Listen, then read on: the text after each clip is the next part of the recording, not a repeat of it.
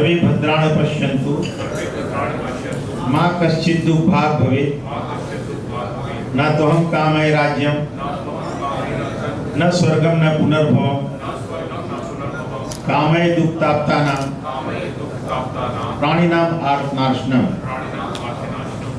So thank you sir. So आज के topic में आपके सभी के एक्सपीरियंस भी जो भी हैं पास्ट के वो भी इनवाइटेड रहेंगे. Anyone who is having experience anaphylaxis in their life, in their practice, they can share how they have treated, what was the outcome, kind of thing. So once again, very warm welcome for this 22nd CMA. Topic is anaphylaxis, causes and management. Is extremely relevant and important topic in day-to-day medical practice. It is one of the most rapidly progressing medical emergencies where timely diagnosis and immediate intervention can save literally life within minutes. And every physician, irrespective of specialty, may encounter such situations in OPD, emergency rooms, or ICUs, or even during routine treatment administration. So, understanding the early warning signs, prompt use of adrenaline, airway management, and emergency protocols becomes crucial for all healthcare professionals. So now it's my privilege to introduce our today's speaker, Dr.Santosh Tiwary. He is MBBS, MD in Anesthesiology, Fellowship in Interventional Pain Management from ASCLP Academy.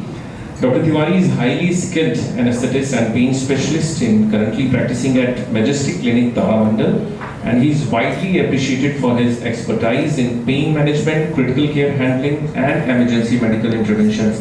And his dedications towards patients' care and academic excellence has earned him immense respect among the medical fraternity. So please give him a huge round for applause for today's topic, anaphylaxis and its management.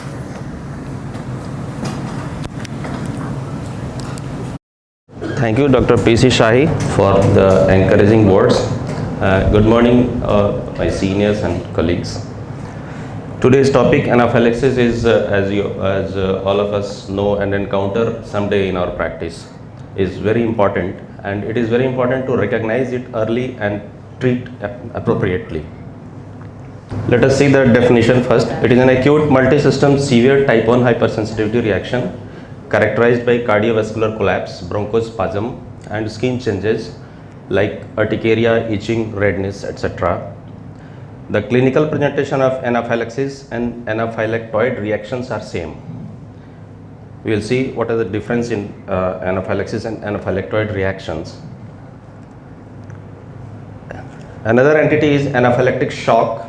This is a severe form of anaphylaxis associated with systemic vasodilatation and low blood pressure. Anaphylaxis is of two types: true anaphylaxis or the classical anaphylaxis, that is IgE mediated, and pseudo anaphylaxis or anaphylactoid reaction, that is non-IgE mediated. What is the pathophysiology of anaphylaxis? The patient has a previous exposure to an allergen, and when he is exposed for the second time, the allergen challenge is there, and IgE mediated antigen antibody reaction takes place, and the receptors of mast cell and basophils are activated and release a huge amount of histamine and all the mediators.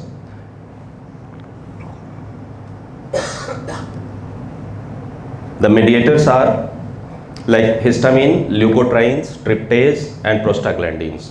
They all mediate inflammatory reactions and cause involvement of many systems. The vasodilatation is manifested in the form of urticaria, angioedema, laryngeal edema, and the mediator responsible is histamine, especially on the H1 receptor. Leukotrienes are there, prostaglandins, they all can cause urticaria, angioedema, and laryngeal edema. Vascular permeability is increased, and so there is flushing and mild headache. This is mediated usually by histamine H2 receptors and H1 receptors also, and all the mediators said above like leukotrienes, prostaglandin, and tryptase, they are all involved. Smooth muscle contractions may be there, and that can cause wheezing in the respiratory tract. Gastrointestinal tract can cause cramps and colic and diarrhea. Congestion of the nasal and oral mucosa can cause rhinorrhea, bronchorrhea, and copious secretions in the oral cavity. Pseudoanaphylaxis is not IgE mediated. There is no sensitization by prior exposure. Here the antigen directly acts on the mast cells and basophils and liberates histamine. For example, morphine causes anaphylactoid reaction. Now, what are the main causes? Actually, any drug or any food can cause anaphylaxis anytime. But some common drugs and common foods we should know, and we should have a high suspicion if there is any symptom like anaphylaxis and treat it early. The drugs most commonly involved are penicillin, cephalosporin, NSAIDs, local anesthetics, and ACE inhibitors. IV contrast medium can cause anaphylaxis, but nowadays very safe IV contrast medium are used. They rarely cause anaphylactic reactions, but still it cannot be denied. Hymenopterasting, food allergy, foods like peanuts, tree nuts, soya, legumes, fish and shellfish, milk and eggs. They are notoriously known for causing allergic reactions and anaphylactic reactions. Latex can cause anaphylaxis. Latex, all of us use latex in surgical practice, anesthesia, and even physicians. So latex can cause, and that should be kept in mind. Now, what are the signs and symptoms? We are concerned here to recognize the signs and symptoms as early as possible, and treat it as early as possible. Early treatment, timely intervention, and appropriate dosing can reverse the anaphylactic reaction and save the life. The most common areas affected include skin, it is in 80 to 90%, respiratory tract 70%, gastrointestinal tract 30 to 45%, heart and vasculature 10 to 45%, central nervous system 10 to 15%, and these symptoms usually develop over minutes to hours. The skin can present generalized hives, itchiness, flushing. Respiratory tract can cause wheeze, stridor. In CVS, we can find hypotension, coronary artery spasm, myocardial infarction, or arrhythmia. GI, colic pain, diarrhea, vomiting, and CNS, loss of consciousness, bladder bowel involvement, and muscular weakness. These are some pictures of urticarial rash.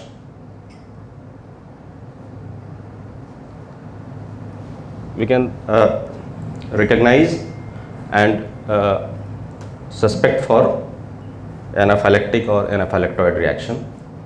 This is erythematous patch, anaphylactoid purpura. Now, if anaphylaxis is suspected, how can we proceed? So, first is evaluation of severity. How severe is this? And then we can select the mode of treatment. Based on the examination, the degree of severity of anaphylaxis should be evaluated, and the most threatening symptoms of anaphylaxis identified. The most life-threatening symptoms of anaphylaxis should be treated with priority. This may lead to 6 possible scenarios. Cardiac or circulatory arrest. This is anaphylaxis grade 4. Predominant cardiac and circulatory reactions. This is grade 2 and 3. Predominant obstruction of airway obstruction of upper airway, anaphylaxis grade 2 and 3. Predominant obstruction of lower airways, grade 2 and 3. Predominant gastrointestinal involvement, grade 2. Predominant gastrointestinal involvement, grade 2. And systemic generalized skin manifestations and subjective symptoms, anaphylaxis grade 1. So grade 4 is the most severe, grade 1 is least severe. Now, what is the treatment? It is a medical emergency. We must be very alert if once we suspect any symptom of anaphylaxis. The mainstay of treatment are as follows. Number 1 is stop further administration of the drug.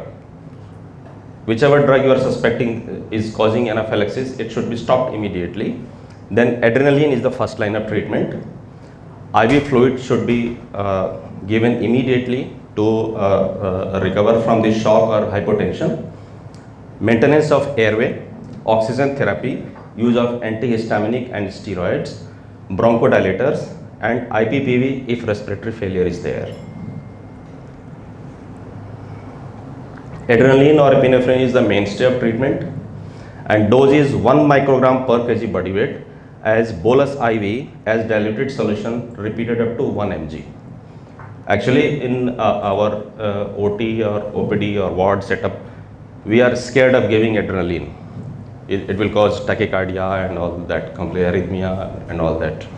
But if given in correct dose, it's not going to cause complication, and it is very important to choose epinephrine first.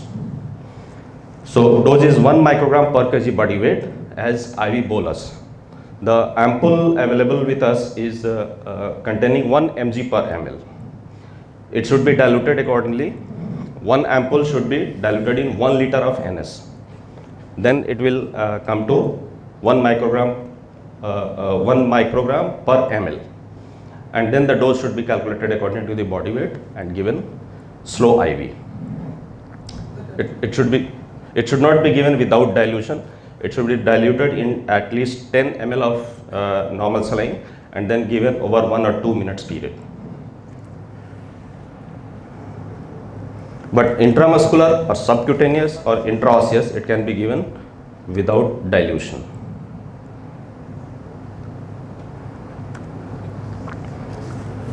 Then in cases of refractory anaphylaxis and not responding to IV bolus or intramuscular adrenaline, infusion can be given. Infusion rate is 5 to 15 microgram per minute, and it should be titrated according to clinical response. In infants and children, the dose is 0.1 to 1 microgram per kg per minute.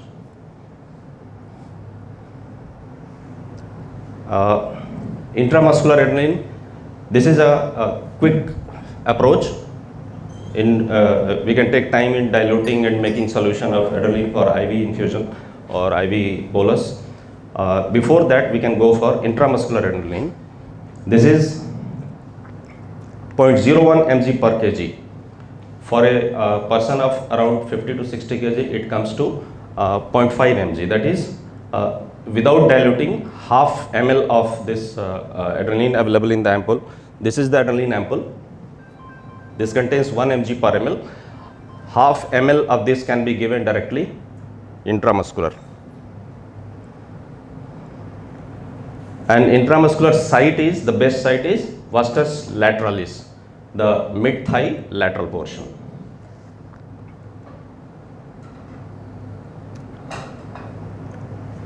Then fluids should be given the second priority.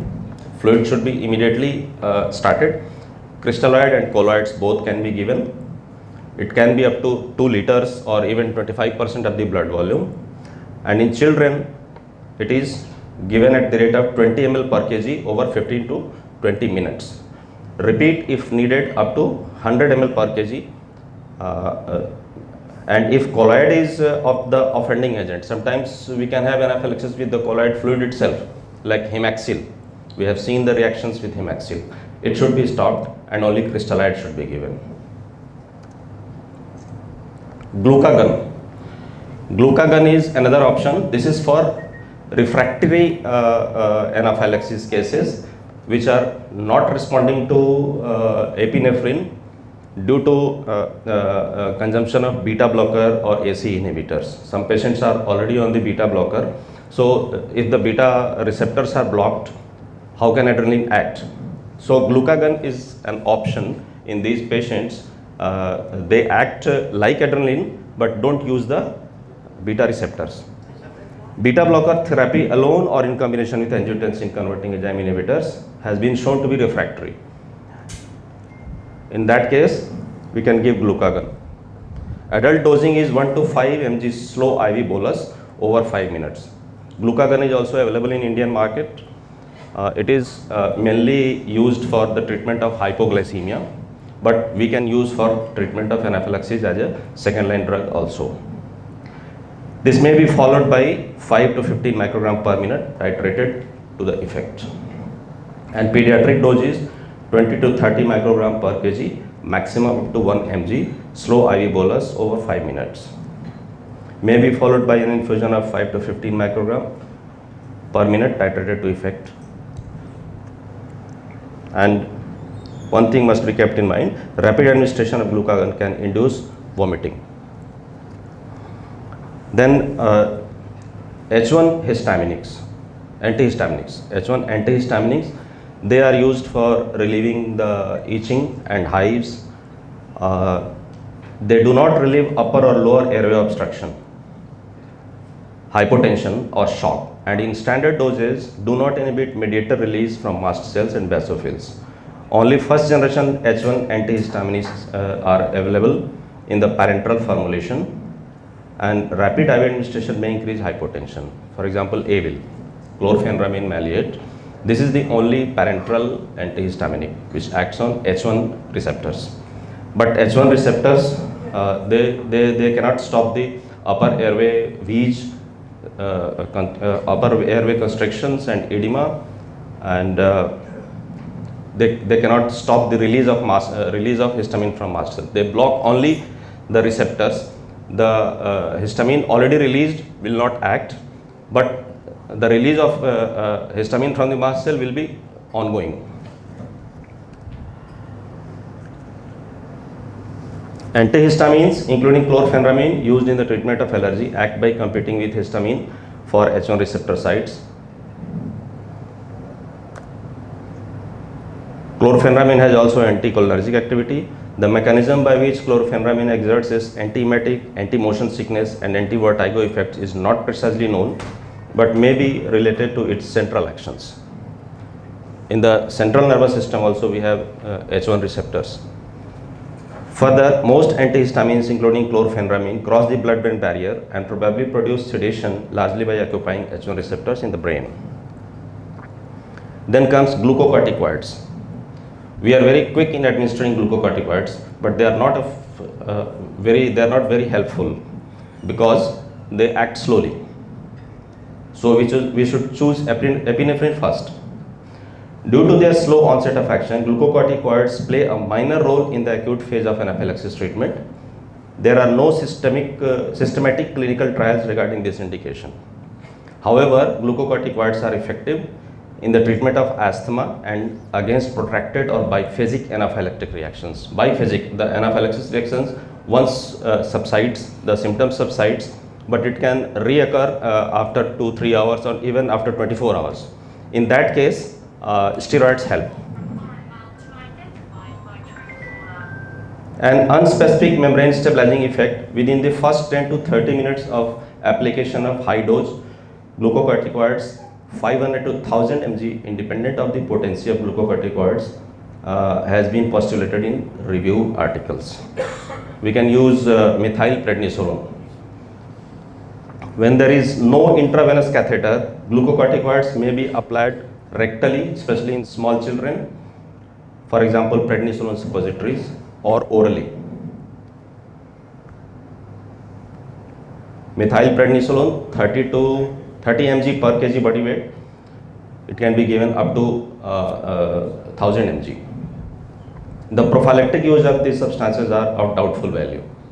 हम ज़्यादातर blood transfusion वगैरह के पहले क्या करते हैं, ऐसे ही डेक्सोना या हाइड्रोकोर्टिसोन वो लगा देते हैं, उसका कोई बहुत रोल नहीं है. Then bronchodilators. For the treatment of bronchospasm, not responsive to epinephrine. Inhaled bronchodilators, for example albuterol, salbutamol, should be administered by mouthpiece or face mask for those who age or condition requires the nebulizer compressor as needed. We can give local steroids, local bronchodilators. Then aminophylline parenterally in the dose of 250 mg to 500 ml, 500 mg in 5% dextrose. Bronchodilators are adjunctive treatment to epinephrine because they do not prevent or relieve mucosal edema in the upper airway or shock for which the alpha-1 adrenergic effects of epinephrine are required. The upper airway bronchoconstriction or edema responds well to administration of epinephrine, but not to steroids or antihistaminics. Then we should add oxygen therapy to improve saturation, and we can need ventilatory support also. Then how should we follow a patient of anaphylaxis? Patients not admitted to the hospital should be observed for several hours, because late biphasic reactions can begin as late as 24 hours after the initial anaphylaxis. Should be treated with steroids during the acute treatment, and they should be given a short course of oral corticosteroids to finish at home. Oral corticosteroids should be prescribed. They should be discharged with auto-injectable epinephrine. This will provide temporary relief so that the patient will have time to seek medical assistance.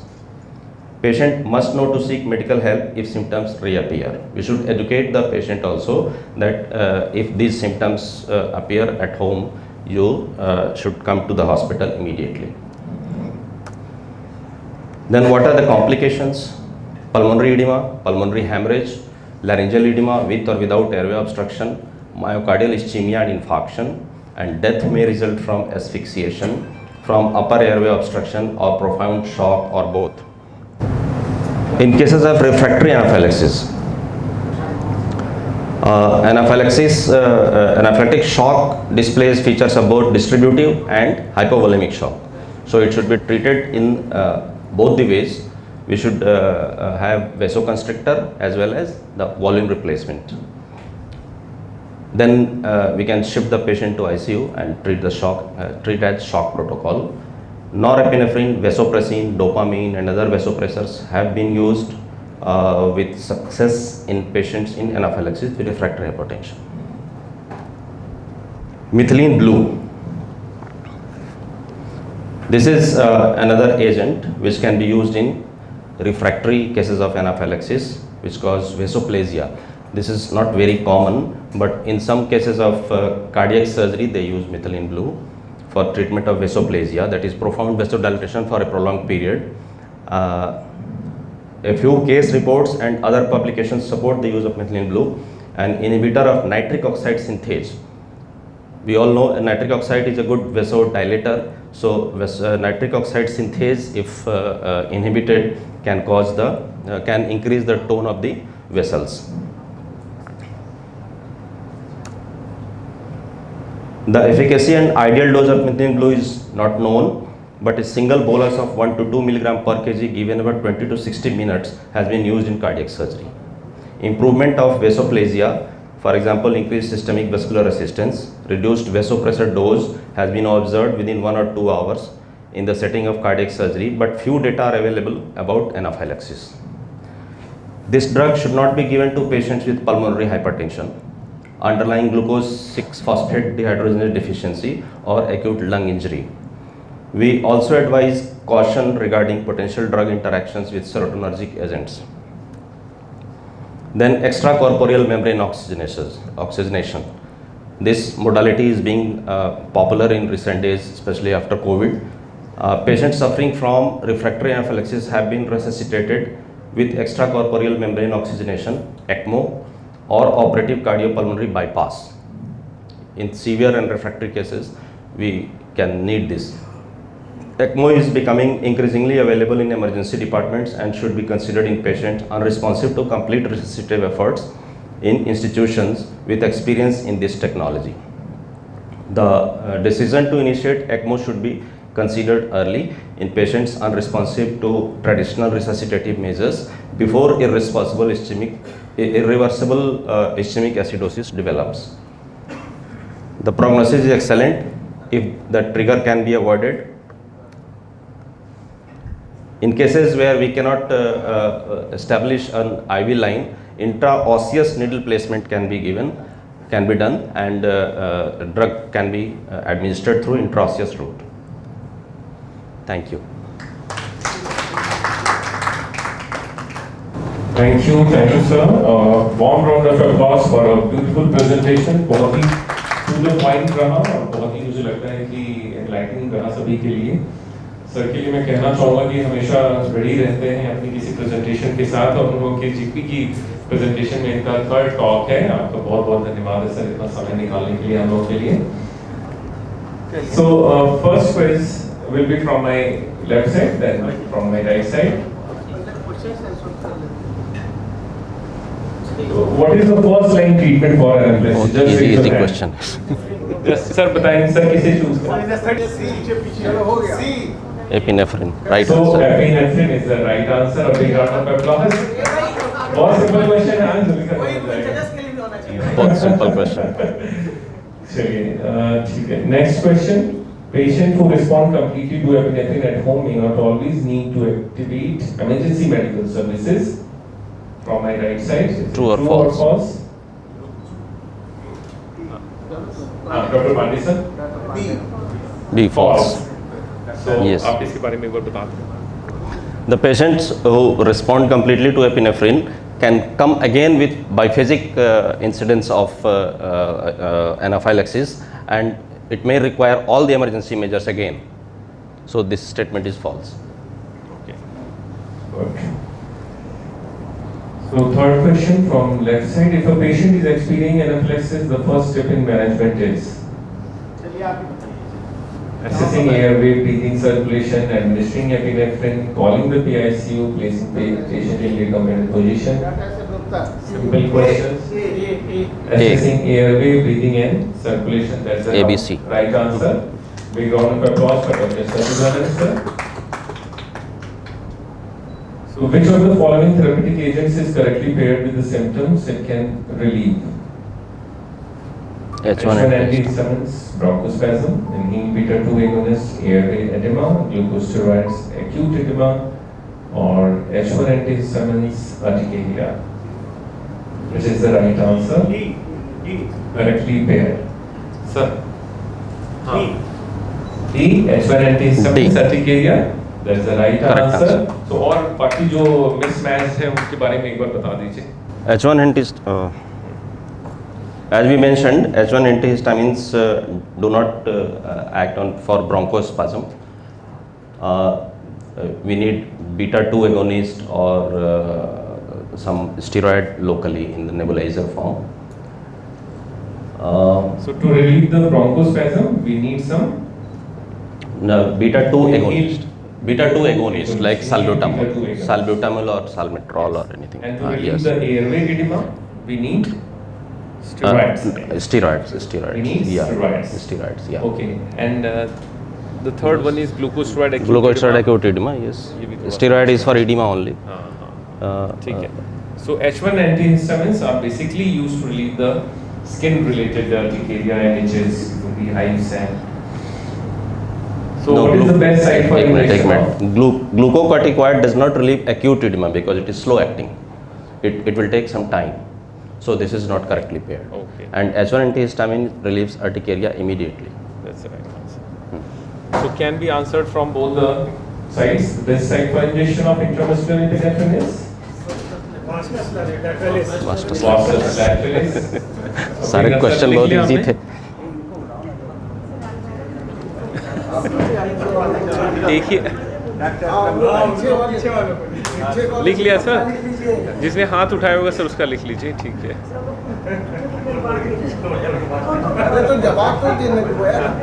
तो बहुत ही अच्छे से question किया था. Everyone knows the answer and excellently demonstrated the things. OPD setting में हो जाए फिर क्या करना है? ओपीडी सेटिंग में भी ये एडवाइजेबल है कि आप एड्रेनलिन का 2 एम्पुल कम से कम दीवार पे चिपका के ज़रूर रखें अपने टेबल के बगल में, किसी ड्रॉर में या दूसरे ड्रग्स के साथ नहीं. 2 आप लेबलिंग करके और उसको ल्यूकोप्लास्ट से दीवार पे चिपका के रखें. और ऐसा अगर होता है तो आप इंट्रामस्कुलर एपिनेफ्रिन देने में बिल्कुल हिचकिचाएँ नहीं. 0.5 mg इंट्रामस्कुलर देंगे तो उससे टैकीकार्डिया या एरिथमिया नहीं, इंट्रामस्कुलर अनडाइल्यूटेड दे सकते हैं. और अगर आईवी देना है फिर आईवी तब तक प्रिपेयर कर लीजिए रिपीट करने के लिए. तो उसको 1 एम्पुल को 1 लीटर उसमें एनएस में या 0.5 को 500 में डाइल्यूट करके उस हिसाब से 1 माइक्रोग्राम पर ml आता है, और उसको आप 1 माइक्रोग्राम पर केजी बॉडी वेट के हिसाब से 10 ml में बना के और स्लोली 1 to 2 मिनट में बोलस इंट्रावेनस दे सकते हैं। इन द मीन टाइम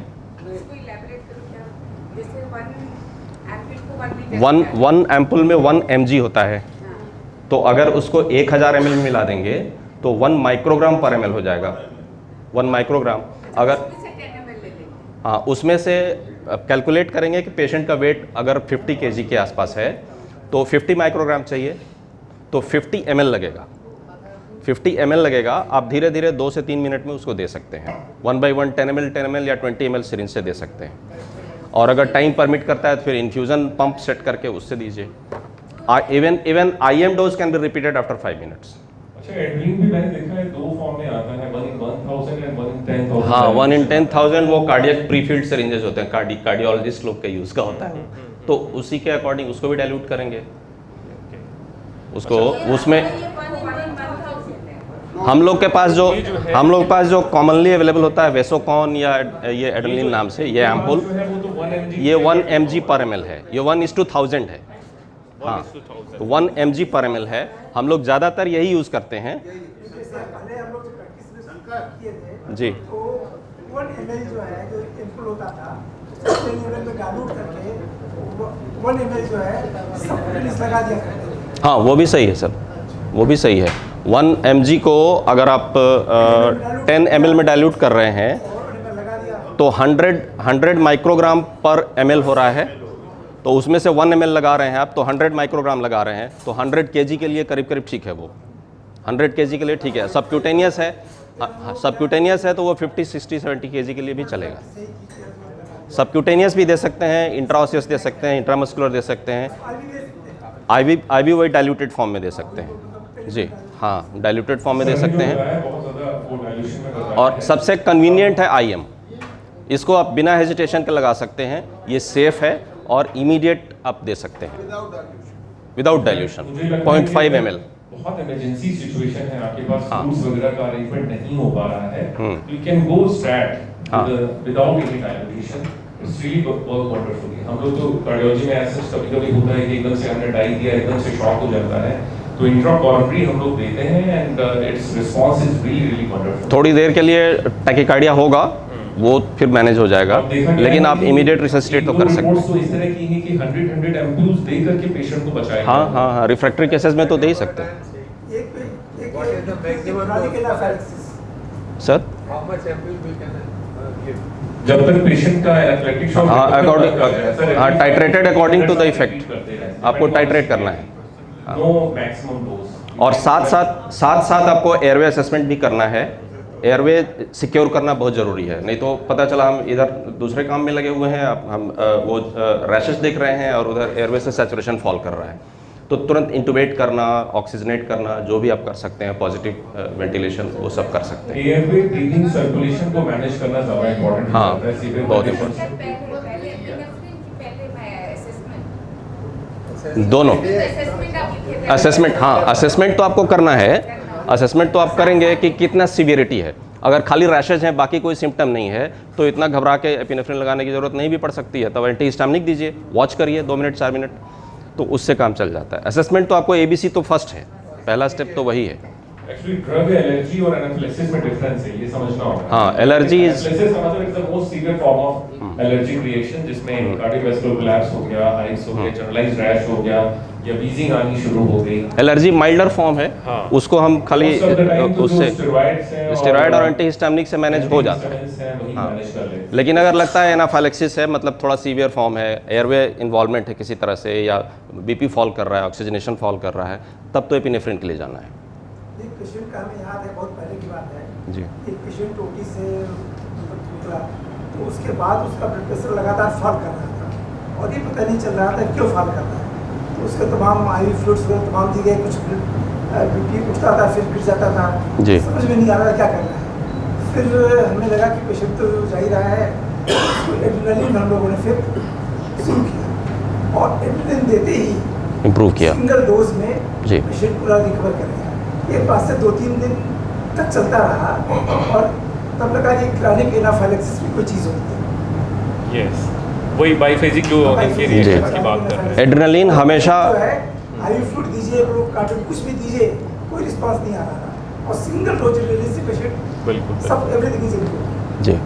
तो कहने का मतलब है कि एड्रेनलिन देने से आप कभी भी जरूरत पड़ने पर मत हिचकिचाइए नहीं। बिल्कुल, इसमें कोई भी हिचकिचाने की जरूरत नहीं है। मोस्ट सेफेस्ट ड्रग है और definitely life saving. Anaphylaxis with milk is it? हाँ सर, अगर है तो कैसा प्रेजेंटेशन होगा? That is the problem. Milk, हाँ मिल्क, उसमें कोलिक वगैरह हो सकता है, एब्डोमिनल कोलिक, डायरिया, वोमिटिंग, ये सब, इवन हाइव्स भी हो सकते हैं, रैशेस हो सकते हैं, और ब्रोंकोस्पाज्म भी हो सकता है। एनीथिंग कैन हैपन, कुछ भी हो सकता है, मल्टी सिस्टम इन्वॉल्वमेंट हो सकता है। एंड देन काउ, किसी भी मिल्क से, एग से एलर्जी, हाँ, नहीं, कुछ फूड एलर्जीज तो होती है, जैसे फूड एलर्जीज कुछ में तो बहुत सीवियर होती है। एग तो बहुत कॉमन है, एग से एलर्जी तो कई लोगों को, बहुत लोगों को होती है। फिश से भी होता है, हाँ। और एलर्जी ऐसा नहीं है कि कल तक एलर्जी नहीं थी तो आज नहीं होगी, कल तक मैं सब कुछ खाता था, आज किसी चीज़ से अचानक एलर्जी हो जाएगी। हाँ, ये चीज़ है, any time anything can cause allergy. in that case what is the drug of choice for milk allergy?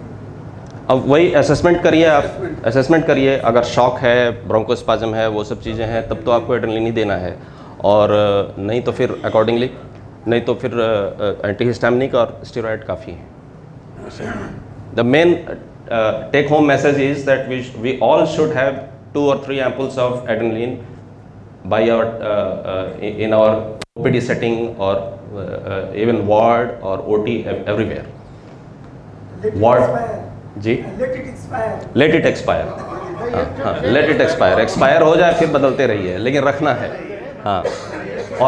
और दूसरे ड्रग्स के साथ मिक्स करके नहीं रखना है इसको, एकदम अलग डिस्प्ले करके, and all the staff should be trained. Staff members को भी बताना है, नहीं तो कुछ इमरजेंसी होती है, हम कहते हैं एडीआर ले आओ, तो वो जाइलोकेन विथ एडीआर ला के देते हैं। तो स्टाफ को ये बहुत क्लियरली सब ट्रेनिंग देना है कि भाई ऐसी इमरजेंसी है तो ये करना है, और तुमसे मांगा जाए तो ये देना है।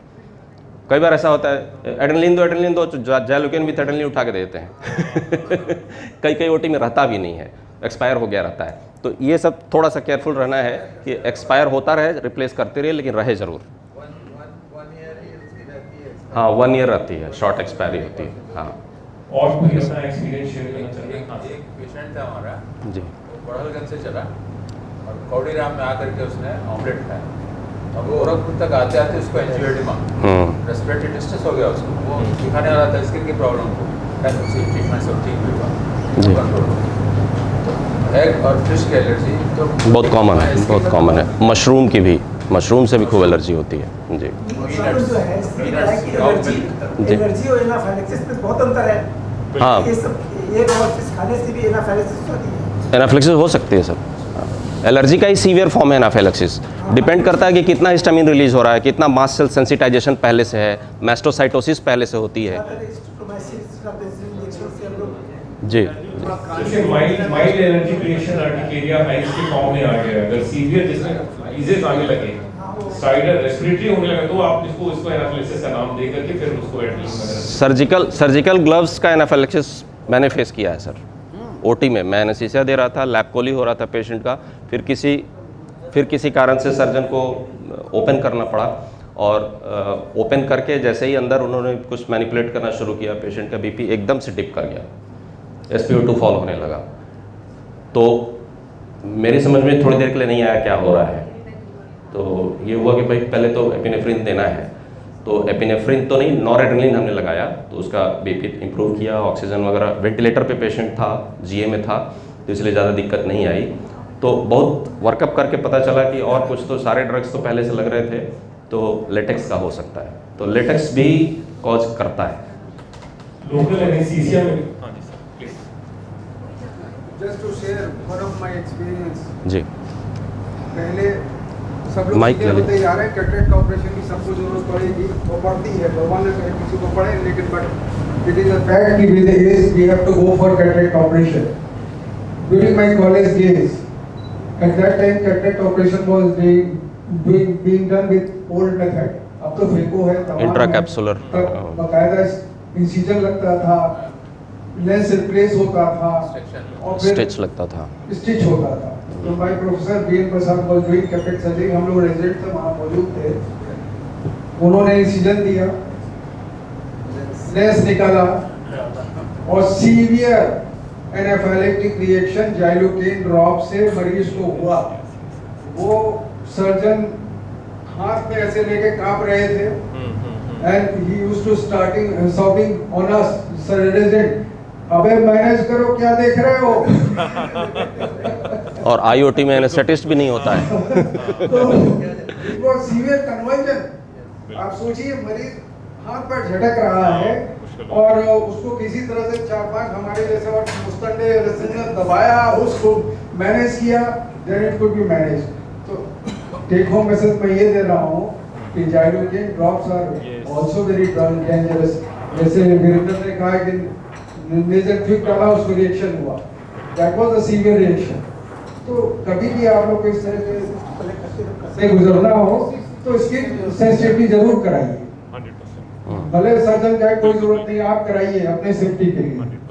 Thank you. तो लोकल में भी हम लोगों ने सुना होगा पास में कहीं पे किसी फिगर पे किसी का फ्रैक्चर था, कोई लोकल एनेस्थेटिक से ही ऑल ऑफ सडन सारी चीजें एकदम से पेशेंट की डेथ हो गई। ओरल से हाँ जी सर। तो मुझे लगता है कि अभी रिसेंटली, आई डोंट नो कि मुझे यहाँ डिस्कस करना चाहिए कि अभी रिसेंटली भी एक केस हुआ था कि शायद बोन मैरो बायोप्सी हो रही थी और उसमें शायद किसी पेशेंट की डेथ हो गई। वो भी जाइलोकेन से ही हुआ होगा। भी हो सकता है कि कोई एक एनाफिलैक्टिक रिएक्शन ही था जो कि इतना। अरे अभी एक जगह पे एंडोस्कोपी करने के लिए वो स्प्रे करते हैं, जाइलोकेन स्प्रे करते हैं, उससे रिएक्शन हुआ। 5 घंटे जूझे तब जाके वो बचा, सब कुछ था, ओटी वगैरह हम ही थे वहाँ पे। जाइलोकेन स्प्रे होता है जो 10% होता है। तो फिर इसीलिए 5 घंटा लगे। मतलब डायग्नोस्टिक प्रोसीजर्स आप सोचिए कि कितने सिंपल प्रोसीजर्स हैं, वो मेरे बायोप्सी में आप कभी सुन भी नहीं सकते, बट ये चीजें वंस इन अ वाइल हो सकती हैं। Everyone should be very very prepared. इसलिए हर सर्जन फिजिशियन सबको एपिनेफ्रिन रखना चाहिए और इसके लिए प्रिपेयर्ड रहना चाहिए और हाई इंडेक्स ऑफ सस्पिशन रखना चाहिए। Anaphylaxis reaction, epigon, heart rate, now stops. Given intracardiac injection, revive. Then, we were prepared for the worst condition. IV infusion started, epinephrine drip started. For 24 hours, the heart rate became 140, 160, 140, 160. Whenever we used to reduce Mike. Whenever we used to reduce the epinephrine infusion, BP goes down, but heart rate remains the same, 140, 150. Then ultimately the patient succumbs to death. Now in that case, what should have been done? Sir क्या skin test एक second sir का ये question है कि ADR जब चल रहा था तो हार्ट रेट बढ़ रहा था लेकिन ब्लड प्रेशर पे बहुत ज्यादा इफेक्ट नहीं आ रहा था। ब्लड प्रेशर मेंटेन था, हाँ। एडीआर चल रहा है। उसके बाद हार्ट रेट नीचे नहीं आ रहा है। उसको जैसे ही हम रिड्यूस कर रहे थे तो हार्ट रेट एपिनेफ्रिन आप चला रहे थे इन्फ्यूजन, हाँ, तो नॉर एपिनेफ्रिन एक्चुअली, तो वैसे में तो आईसीयू प्रोटोकॉल फिर काम करेगा सर। आईसीयू प्रोटोकॉल की बात करते हैं। तो उसमें वही पेशेंट का क्या कार्डियक स्टेटस था, साथ में स्टेटस क्या था,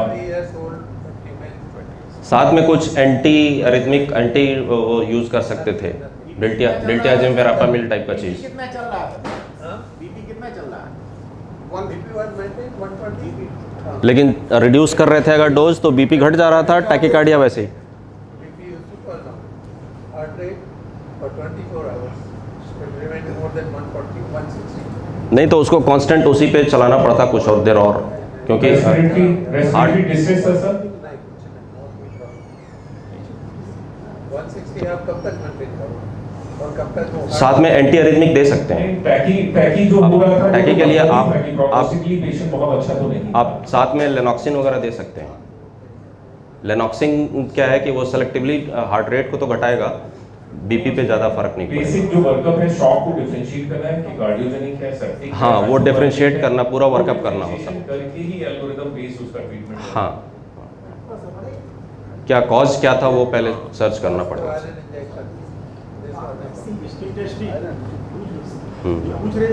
हाँ तो वही रिफ्रैक्टरी था ही, उसमें शायद हम लोग मेथिलीन ब्लू का अगर यूज कर पाते तो वो अच्छा रहता है, या ग्लूकोगान जैसी दवाइयाँ जो बताई इन्होंने वो यूज कर सकते